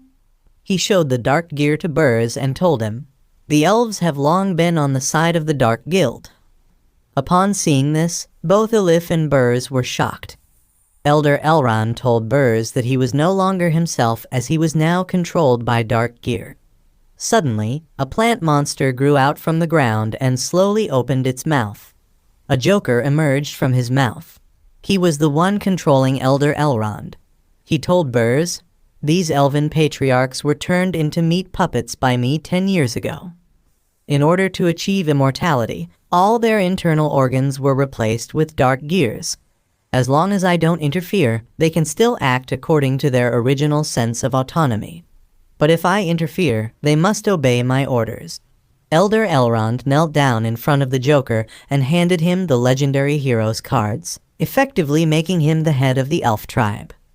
Burs urged Elif to use her skill as they prepared to launch an attack, saying, "We must seal all these guys." However, the Joker noticed this and ordered Elder Elrond to attack. Elder Elrond used plant magic and covered their entire bodies with plant parasites. Because of these parasites, all magic power was sucked away from Elif and Burs. Upon seeing this, the Joker praised Elder Elrond, and Elder Elrond thanked him for the compliment. After acknowledging Elder Elrond's good work, The Joker rewarded him by pressing the red button on the device that controlled Elder Elrond, causing him to fall asleep. After that, he grabbed the cards and told Burrs, "After observing all your battles, it seems like these cards can summon spirits from other worlds, and it's actually at the cost of life force." However, Burrs was relieved that the Joker didn't know the secret of using the Noble Phantasm cards yet, so even if he got them, nothing terrible would happen. But Burrs hadn't expected that the Joker knew how to use these cards. He threw the cards into the air and declared, "Sacrifice the lives of the entire elf tribe. All obey my orders." He threw the cards into the air and shouted, "Sacrifice the lives of the entire elf tribe. All obey my orders." As he said this, the weather turned severe, and a storm-like atmosphere enveloped the World Tree. The entire elf village began to shake. The elves inside their houses wondered, "Is there an earthquake?" Suddenly, their faces turned pale and sickly, and a green light started emanating from their mouths, moving toward the World Tree. The souls of the elf tribe, along with all the living animals, were sacrificed and entered the World Tree. Upon seeing this, Burrs was greatly surprised, wondering how the Joker could use holy cards to sacrifice the elf tribe. After sacrificing the entire elf tribe, the Joker began gathering all the souls and activating the card, which started absorbing them. The Joker laughed maniacally as the card finished absorbing the souls. Burrs was shocked. The cards were now fully energized. The Joker summoned all the cards, and various creatures began to appear, including the monster they had seen before. Burrs, angry and blaming himself, thought, "Damn it, it's all my fault. This world is going to end." Meanwhile, at Leping's house, Elizabeth told Leping that while she was cleaning up the space earlier, she discovered that she had forgotten to take out the bowl for eating noodles last time. "Let's wash it together with the ones you've left for the past 2 days," she suggested. However, there was a purple parasite-like creature in the bowl that Elizabeth had told Leping to wash. The parasite-like creature started approaching Leping, who was discussing something with her. It slowly moved towards Leping to attack him. The parasite-like creature got very close to Leping and was about to strike. But before it could, the cleaner robot that Leping had created killed the parasite-like creature. The robot said, "Cleaning in progress, please pay attention." Leping apologized to the cleaner robot. Upon seeing this, I remembered a comment someone made on one of my Hero X Demon Queen videos. They said, "The dark dimension is the hero's toilet, where all kinds of foul demons come from his epic poops." Maybe it was possible. Anyway, let's get back to our story. Leping sat close to Elizabeth and told her that he wanted her to come with him to the elf tribe. Elizabeth, upon hearing this, asked if he had decided to conquer them next. Leping clarified that it wasn't about conquering but persuading. He had heard from Annie that Uncle Burrs had also set off there, and since Elif had elven blood, they could use these personal connections to possibly persuade the elves to join them and form an alliance against the Dark Guild. Elizabeth mentioned that she knew the top leaders of the elves. If they couldn't reach an agreement, Leping suggested she put in a good word. Although Elizabeth said she wouldn't intervene directly, she thought using her reputation wouldn't hurt. After hearing this, Elizabeth remembered an elf in her ministry, the leader of the elf tribe during her time as the ruler of the Hero Continent. Given the elves' lifespan of 500 years, she should still be alive. Elizabeth agreed with Leping's suggestion but demanded he bring her some jelly. Leping happily agreed, saying, "No problem, it's best if you're willing." However, Elizabeth asked Leping about the ones outside and how he planned to arrange them. Leping replied that they had just said they wanted to play with Wankai. Meanwhile, outside, Holy Sword Alpha, little girl Annie, and Sword Saint were sitting around Wankai, the robot dog. President of the Sword Saint Guild Saugus Shishai told them, "In fact, with my joining, you no longer need to wade through this muddy water." Leader of the Beast Gang Jim Jian told Sword Saint, "I think you still don't know Brother Leping's plan." Holy Sword Alpha said to both of them, "Whether you two are done or not, you're just supporting characters compared to me, okay?" Upon hearing this, Sword Saint showed them the Tai Chi sword book, saying, I see clearly now. This is the sword manual given to me by the Brave Lord and the Demon King. Once I master it, I'll wipe out the Dark Guild for both of you. You won't be needed at all. However, little girl Annie also chimed in, saying she had a rag doll made by Brother Leping, which she couldn't use yet, but she would become stronger soon. Holy Sword Alpha laughed at the two of them and said, You actually started a relationship with Brother Leping in front of me.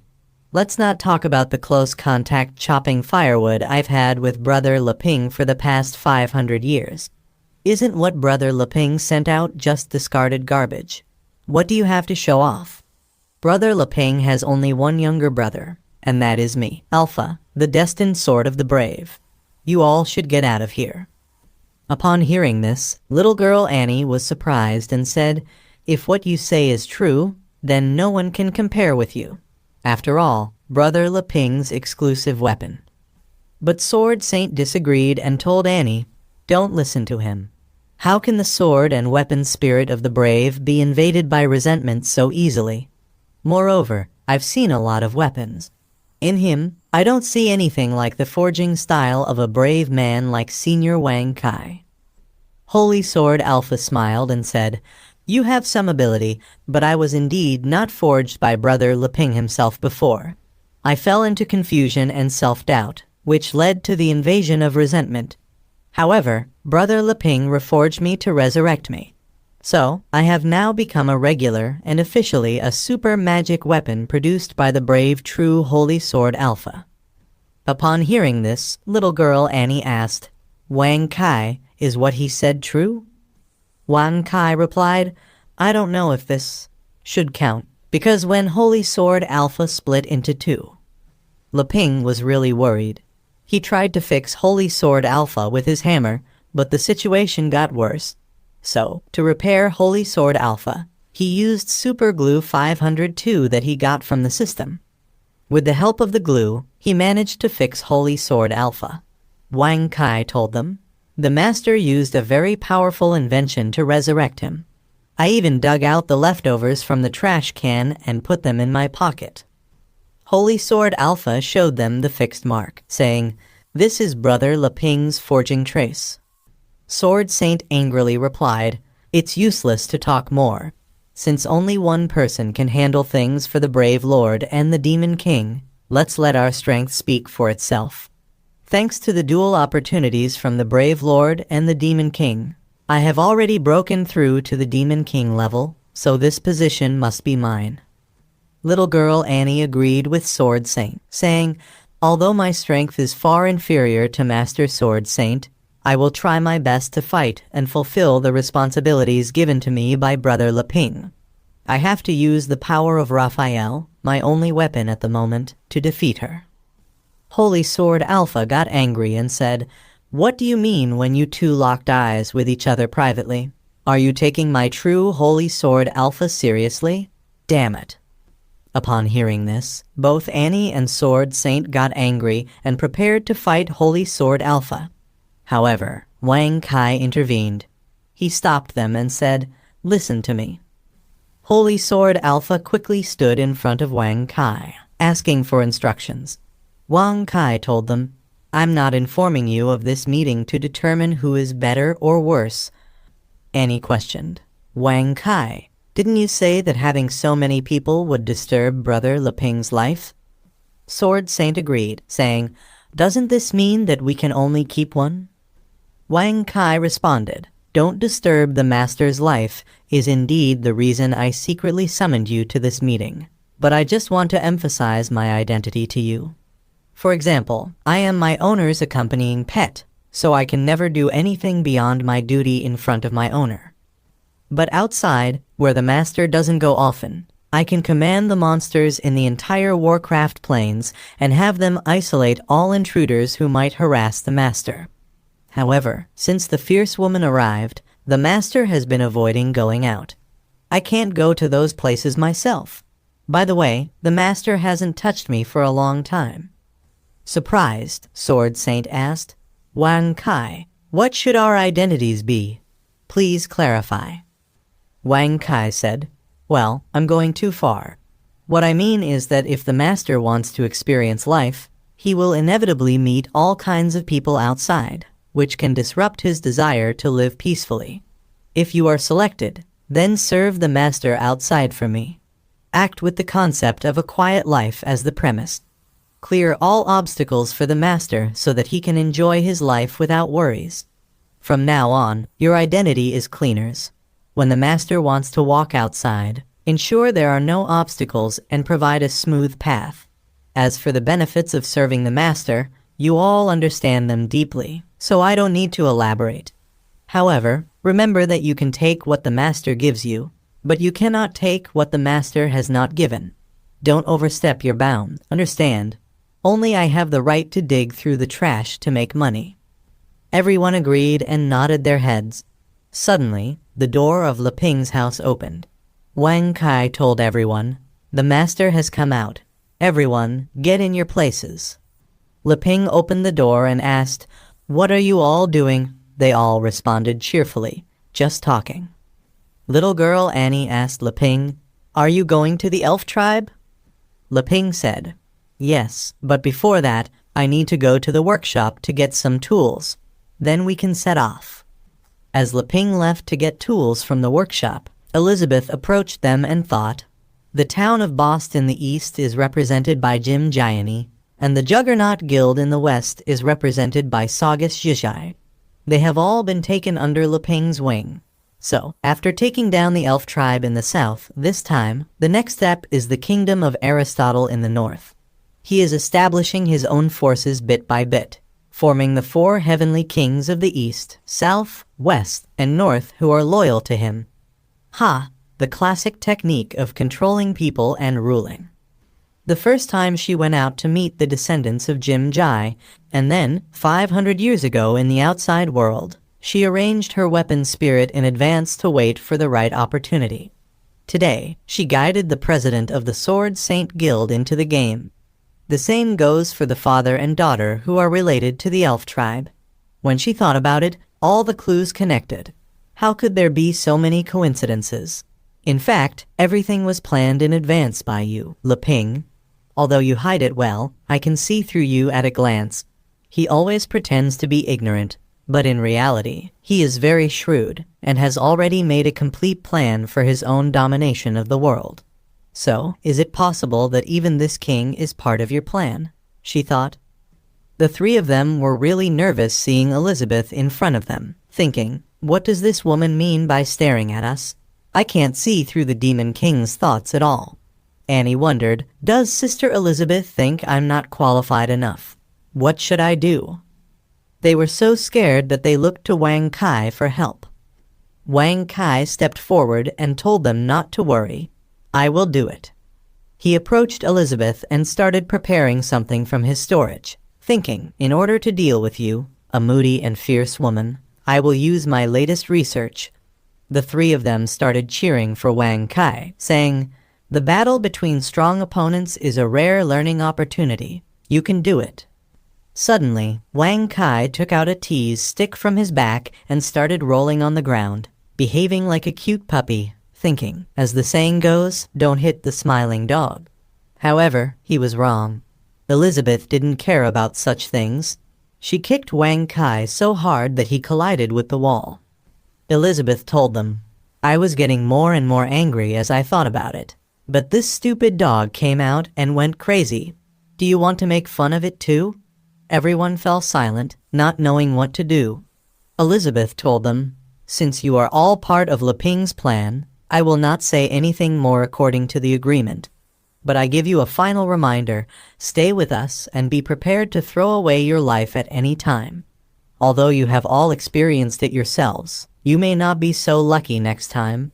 You have to solve everything you encounter in the future by yourselves. Don't expect me or him to come to your rescue." Everyone understood, saying, "Everything is subject to the arrangement of the devil." Meanwhile, Leping came out of the warehouse and asked Elizabeth, "What are you talking about? I'm ready. We can go now." Leping chose a chainsaw as his new weapon. Elizabeth said, "Nothing," and then asked him, "Let's go." But what did you do? Something weird? Leping explained, doesn't Alpha want to return to his duties as a holy sword? So for future wood chopping, I made a new tool. I originally wanted to make an axe, but as I was working on it, I upgraded and made a chainsaw. By the way, Elizabeth, it will be much more convenient after you add space magic name a .com quote to my backpack. Sure enough, in a different world, magic is king. Upon hearing this, Elizabeth thought, after I was promoted to the 7-star demon god, the magic I use can finally have an effect on his forged objects. This is also the effect of the ring that he calculated. Holy Sword Alpha, upon seeing Leping's new weapon, got scared. He saw a weapon spirit and realized she was the same one who took control over him. Little girl Annie noticed and said, she is a weapon spirit, but I feel that Brother Leping's forging of her body is much more complicated than that of Alpha, right? Holy Sword Alpha angrily told Annie, what do you know? The more complicated, the better. Moreover, Brother Leping seems to be able to see only me and not the weapon spirit he created. This is my greatest advantage. Leping was excited because he heard there were many magical plants in the elf tribe. If Uncle Tobers had a relationship with Elizabeth, he might be able to bring a few back and plant them in his field. Excitedly, he told Elizabeth, everyone is ready, let's set off. But before they could leave, Elizabeth asked Leping, didn't you say that you would only take 2 people with you this time? Which 2? Leping agreed, saying, yes, because the purpose of going to the elf tribe this time is to convince them. Sword Saint approached Leping, saying, Lord Brave, please take me there. I have been to the elf tribe several times before, and I also know their current clan leader. I can definitely help. Annie also wanted to go with Leping, begging, please let me go too. Although I have no experience, my red demon eyes have awakened, and I can definitely help. Holy Sword Alpha stepped forward heroically, pushing them both aside, saying, enough. Anyway, there are 2 places. No matter what, one of them must belong to me. As the exclusive weapon of the brave, I must stay with him at all times. However, Leping stopped Holy Sword Alpha, telling him, the purpose of going to the elven tribe this time is to persuade them to form an alliance. To show our friendship, I'm not bringing any weapons with me, so I've decided to bring Sword Saint and Annie instead. After that, Elizabeth opened the portal to travel to the elf tribe.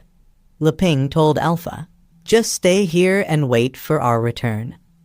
Disappointed, Holy Sword Alpha wondered, why do I feel like this again? Like an outsider, excluded, unable to integrate into Brother Leping's circle. Is my Alpha too weak?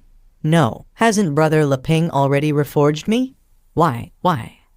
Suddenly, something started calling Alpha's name, asking him to please reply. Confused, Holy Sword Alpha asked, who is calling me? Wang Kai intervened, asking Holy Sword Alpha, did you learn from me the way of survival?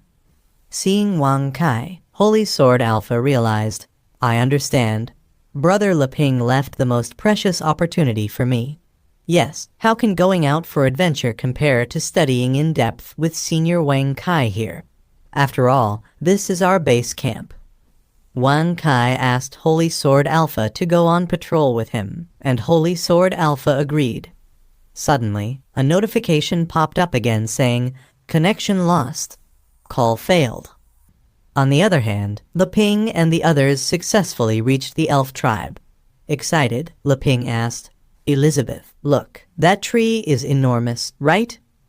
However, Elizabeth noticed something suspicious, thinking, such a huge elven tribe actually has no breath of life.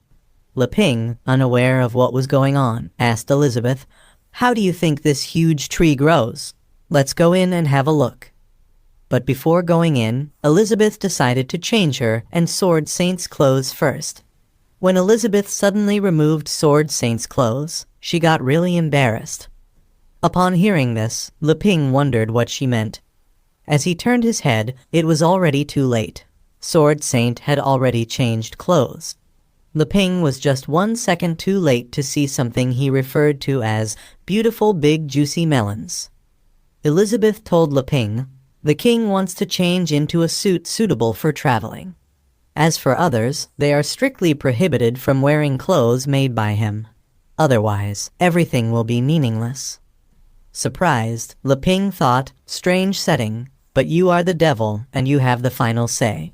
Moreover, I have to sigh again. It is so convenient to change the magic costume." He asked Elizabeth if they could leave now. Elizabeth asked Leping why he was so anxious. Leping disagreed with her, saying he just wanted to study the plants there. Meanwhile, and I watched them. The Joker, who had captured Bria and Elif, was observing Leping and Elizabeth from his room. He thought, the representative of the brave alliance formed by the Sword Master Guild was captured by me within only 3 days. The Sword Master Saugus Zhizhai, who had been missing for many days, actually showed up. With so much attention, it seems they have made up their minds this time. The war between the United Army and the Dark Guild is about to break out. As for the other 3 people around her, he didn't know who they were. So, to find information about them, he checked the memories of Burrs and Elif. He saw in their memories that Burrs and Elif were enjoying their time with Leping and Elizabeth. He was really surprised to see this. However, when he saw Elizabeth's true form in Burrs and Elif's memory, he became furious, thinking, "It's been 500 years. I didn't expect you to appear here." But seeing Elizabeth happy with Leping, he wondered, "This posture is not like the arrogant you once were." So he commanded Blanchett, the general of the tribe, "Go and disperse them for me. Use all means to kill them, but leave that man alive for me. Do you understand?" Blanchett replied, "Got it. I'll do it right away." Meanwhile, Sword Saint and Annie defeated all the plant monsters. However, Sword Saint wondered, "According to my past experience, if you come here for the first time, you can get permission to enter after destroying all the trial plants. But why hasn't the 5 elements P appeared at the last level?" Little girl Annie, seeing Sword Saint deep in thought, mused, "Master Juggernaut is indeed very experienced and has been of great help to Brother Leping when he comes out to play. I can't lose. I must strive for performance in the future." Leping asked Sword Saint, "By the way, Miss Zhizhui, what guild did you create? You are so knowledgeable and as skilled in swordsmanship as the Sword Saint Guild." Sword Saint replied, "I haven't told you yet, but I am a sword master." Suddenly, someone shot arrows towards them. Sword Saint deflected them without any problem. Little girl Annie used her unique skill to find the enemy's location. After locating the enemy, Annie said, "I can see it's a sneak attacker using concealment magic. Leave it to me to deal with." But Sword Saint said, "It's just a little trick. You don't need to bother yourself." She then used Tai Chi, the first style, Dragonfly touches the water, to find the enemy's location. Surprised, Blanchett thought, "Using the sword to dispel my concealment effect? This is indeed the strongest strength of the human race."